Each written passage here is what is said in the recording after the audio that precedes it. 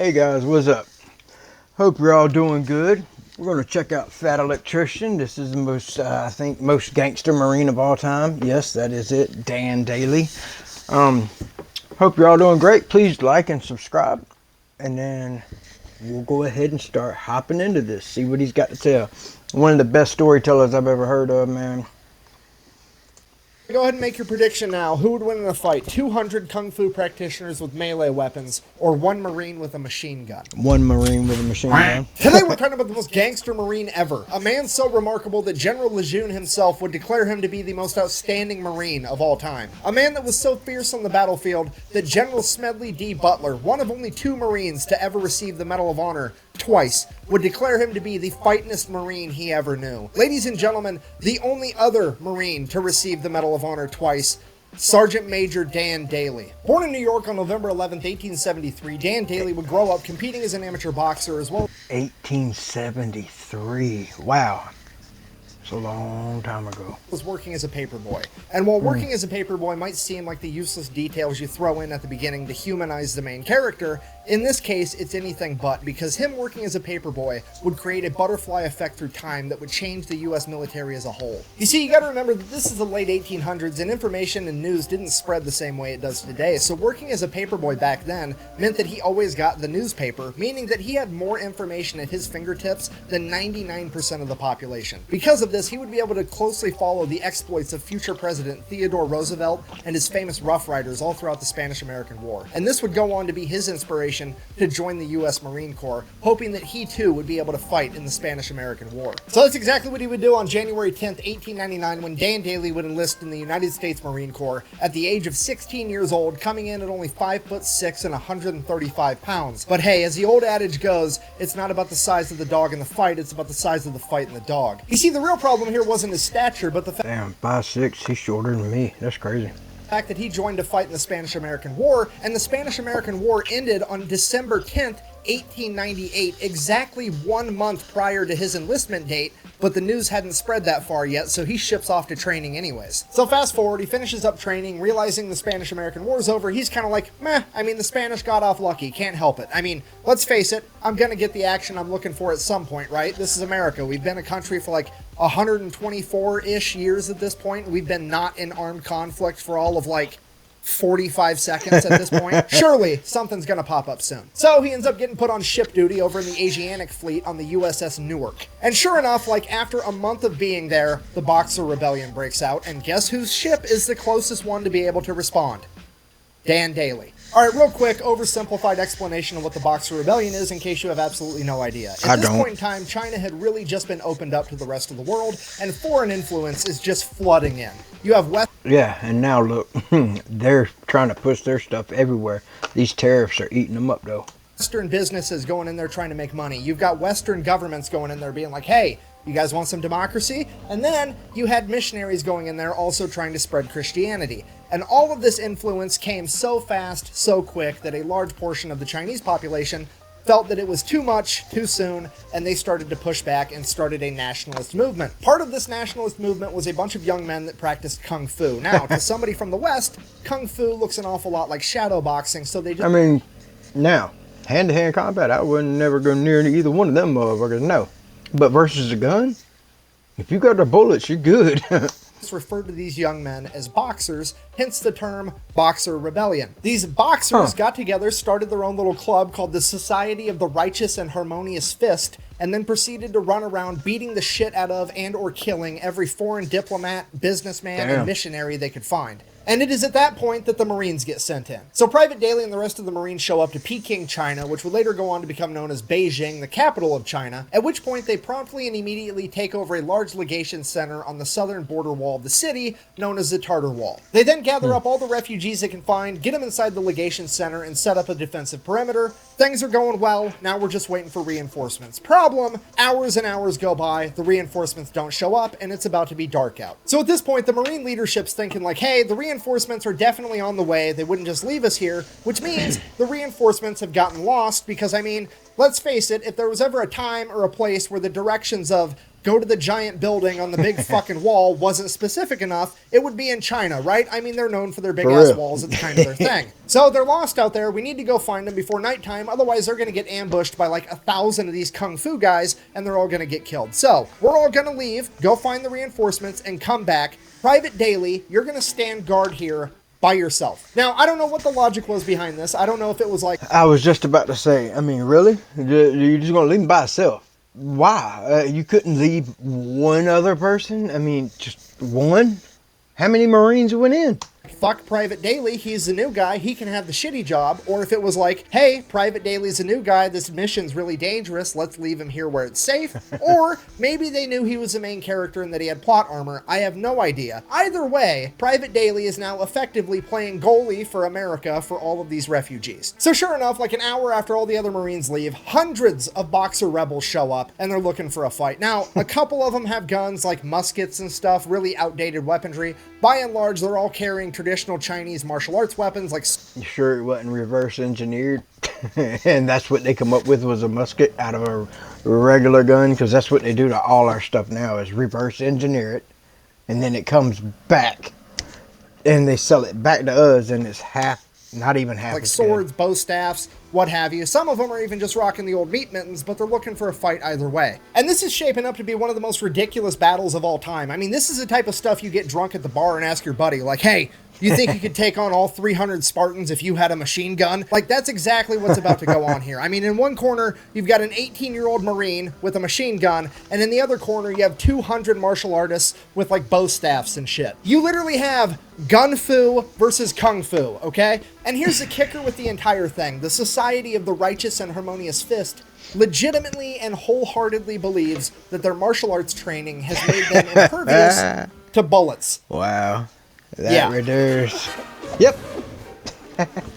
Call that a nice. So this entire horde of kung fu fighters just starts running at Daly as fast as they can as he opens fire with his machine gun, and they fight well into the night. The rest of the Marines were a couple miles away. They found the reinforcements, but now it's too dark for them to travel in this rioting city at night safely, so they've adopted a little defensive position, and they're just holding position until daylight. They're literally forced to just sit there and listen to the machine gun fire and the yelling and the screaming and machine gun fire, machine gun fire, and then suddenly the machine gun runs out of ammo, and then there's bolt-action rifle fire, bolt-action rifle fire. He gets the machine gun reloaded. There's more machine gun fire, and this goes on for hours. Wow. And then it progressively just gets slower, and there's less machine gun fire, and less screaming, and less machine gun fire, and less screaming, and then suddenly it just stops. At this point, the Marines have to accept the fact that their friend has just died courageously in battle, fighting an entire mob by himself because they left him alone. And all the civilians that they've been tasked with protecting are going to be slaughtered. And now all they can do is sit there and wait for the sun to come up. So the sun comes up and the Marines start making their way back to the legation center, but they're kind of dragging their feet because, well, they know what they're going to find. They're really just there to recover the remains of Private Daly and make sure that those are taken care of. And they start making their way there, and as they get closer, they're like, man, Private Daly really took out a lot of these guys. That's impressive. And they get closer and like, holy shit, he took out a ton of these guys. This is the most aerodynamic mass grave I've ever seen. And they get to the top of the wall, and there's Private Daly smoking his pipe, leaning up against his machine gun, and they're like, holy shit, you made it. He's like, yeah, why wouldn't I? Well, we heard the machine gun stop firing, and we just assumed that you'd been killed. He's like, no.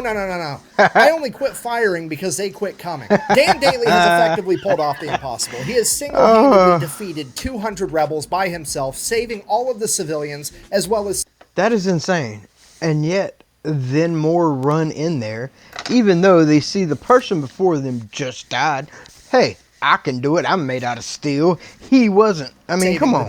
All the Marines are like, holy shit, we're going to nominate this guy for the Medal of Honor because this is incredible. All the businessmen and the delegates are like, oh my God, we've seen what one Marine can do, and now we've got 1,200 Marines. We're definitely going to make it out of this alive. Hooray. And all the missionaries are like, oh my God, this is not what we meant when we said we wanted to make these people more holy. Shortly after this, Dan Daly would be awarded his first Medal of Honor for the battle, and then he would go on to continue serving in the Marine Corps as if nothing had happened. Okay, fast forward 15 years, now Gunnery Sergeant Daly has been involved in every military conflict the U.S. has for the past 2 decades. He is one of the most experienced combat veterans in the entire U.S. military, and he is a living legend in the Marine Corps. And on October 24th of 1915, Gunnery Sergeant Daly would find himself leading a platoon of men through Haiti during the Cacos Rebellion. Just after his entire company would cross a river, his entire company would be attacked on all three sides by over 400 Cacos rebels, forcing them to retreat back into the river. And while doing so, the horse carrying the crew-served machine gun would be shot and sink to the bottom of the river, as the remaining Marines continued to cross the river before adopting a defensive position to repel the attack until nightfall. It is now pitch black outside, and Gunnery Sergeant Daly knows as soon as the sun comes up, they are going to get attacked again, and the only chance they have is to get that machine gun back from the bottom of the river. So he takes off by himself in the dark of night, goes all the way back to the river, and just begins diving to the bottom of the river, trying to find this dead horse with the machine gun strapped to it. Wow. And after hours of trying, he finally finds this horse, manages to go down, untie the machine gun, come back up for air, go back down again, getting pieces, ammunition, the gun itself, the tripod. He gathers up all of this stuff, gets it out of the river, and then straps it to his back and carries it back to his men. Bear in mind, that is over 200 pounds of equipment, and this guy is 5'6", 135 pounds, but Wow. he gets it done anyways. Now, Marines believe in a couple things when it comes to a gunfight. Number one, bring a gun. Number two, bring friends with guns. Number three, decide to be aggressive enough, quickly enough. If you're not picking up what I'm putting down, I'm trying to tell you that he is not about to use this machine gun for self-defense. He's about to use this machine gun for self-offense. First thing in the morning, he gets his men together. They launch an attack first, scattering the enemy into the jungle. Guys, if y'all hear my dog snoring, I'm so sorry. She's just over here. She snores the whole time, all day. Retreating, and Daly has effectively saved himself and all of his men, earning himself his second Medal of Honor. Fast forward 2 years, June 1st, 1917, it's World War I, and Daly is now a first sergeant, leading an entire platoon of young, inexperienced Marines into the Battle of Belleau Wood. If you don't know the Battle of Belleau Wood, the Germans are just rampaging through France. See, like, I totally appreciate this dude, because granted, I don't remember a lot from high school, but I know for a fact I didn't learn anything about any of these wars. None of them. None of our history books, social studies, none of it. So, I mean, it's pretty pathetic, because the stuff that he's telling us should have been told. Like, some of the stuff he tells us is amazing, and the lengths he goes through to get all this information. Mad respect to the fat electrician. France, making a beeline right towards Paris. And at Belleau Wood, the U.S. Army, the Marine Corps, the French Army, and the British Army all get together to stop the German military in their tracks. Now, this made it not only a strategic battlefield, but a symbolic battlefield, because how dare you stop the mighty German military? Now they're going to hit back twice as hard just to prove that it was a fluke. Because of this, right after they stopped the German military on June 1st, the French military is like, okay, we stopped them, let's take the W and head back to Paris, and we'll fight from there. We don't want to get slaughtered in this wood line by the Germans because they're pissed. And it is at this point that the Marine leadership famously responded by saying, and I quote, "Retreat? Hell, we just got here." And then the Marine Corps pretty much dons their gas masks, fixes bayonets, and proceeds to fight their ass off for the next 26 days straight. Okay, here's what I need you to understand. On paper, the Marine Corps should absolutely not win this fight. They are both outnumbered and outclassed. The German military is one of the most veteran fighting militaries on the planet at this point in time, and the Marine Corps is primarily comprised of a bunch of 18-year-old kids that have never seen combat. However, leading those 18-year-old kids is a bunch of fucking badasses like Dan Daly. Okay, this video started with him being a paperboy from New York. He is now a 45-year-old man with 2 Medals of Honor that has been in the Marine Corps since he was 16 years old. This man is a grizzled veteran that has been... Sorry, I hit my knee on my desk. That hurt. There, done that, and has a t-shirt, and he is about to don his plot armor and fuck shit up. So the Battle of Belleau Wood kicks off on June 1st. Pretty much immediately, First Sergeant Daly's lieutenant gets shot, and he is now out of the fight. Okay, if you don't know what that means, the officer is the one guy on the battlefield that sorta kinda pretends like he gives a fuck, and he is now gone. The regulator is off the war machine, and First Sergeant Dan Daly is now in charge of his entire company, unopposed. Fast forward, June 5th, German artillery strikes the ammunition depot, lighting everything on fire. Dan Daly leads his entire platoon in, sets the fire out, prevents all the ammunition from exploding, saves the entire battle. Fast forward 5 days, June 10th, the German machine gun squad would try to advance on Daly's company. Daly would get up by himself with nothing but 3 frag grenades and his Colt 1911, using the 3 grenades to disable the machine gun before approaching, shooting their commanding officer, killing him, and taking the other 14 Germans as prisoners of war. Fast forward a couple of hours, still June 10th, Dan Daly looks around at the faces of the young men that he's leading through this battle, and they're looking tired. They're looking like this is the worst time of their life, and it is at this point that Dan Daly decides that he needs to get aggressive enough quickly enough. This battle's effectively been a stalemate for the last 10 days, and he's had enough of this bullshit, so he gets up, walks right out into the open in this wheat field that's functioning as no man's land between the Marines and the Germans. He looks at the Germans' line, turns around, looks at his Marines, and yells, "Come on, you sons of bitches, do you want to live forever?" before charging at the German line. All of his Marines, that's Dan fucking Daly, were gonna follow him, so they charged too. In an act of pure hyper-aggression, Dan Daly's company would catch the Germans off guard and would actually manage to punch through their line, causing all the other Marines to become hyper-aggressive and attack as well, effectively setting off a chain reaction that would lead to the Marine Corps pushing the Germans all the way out of Bellawood over the course of the next 16 days, where on June 26, American High Command would receive a single telegram, and I quote, "Woods, now Marine Corps entirely," giving America its first win in World War I and the Marine Corps its new moniker. Due to the blatant hyper-aggression of the Marines, the Germans began calling them the Teufelhunden, or the Devil Dogs. And It's all because of the actions of First Sergeant Dan Daly. After the Battle of Bellawood, Daly would continue to serve throughout World War I until on the 11th hour of the 11th day of the 11th month of 1918, the Germans would surrender, effectively ending World War I, which is why in America we celebrate Veterans Day on November 11th, which is also, by sheer coincidence, I'm sure, Dan Daly's birthday. The guy's the main character. I don't know what to tell you. So then, because Dan Daly was like the badass at the Battle of Bellawood, he gets put up for yet another Medal of Honor, potentially becoming the first man in American history to pull off the Medal of Honor hat trick, getting the three-peat. Absolutely everybody that was there that day all Sorry, I sprayed my dog with the water bottle to get her to stop snoring. signs off on it. His men, his chain of command, they do the paperwork, they send it off to DC to get this man his medal. Then the political side is like, no, absolutely not. We don't care if he earned it or not. It's not about getting what you deserve. It's about doing what we think is fair, and we don't think it's fair that he should get 3 Medals of Honor, so we're just not going to give it to him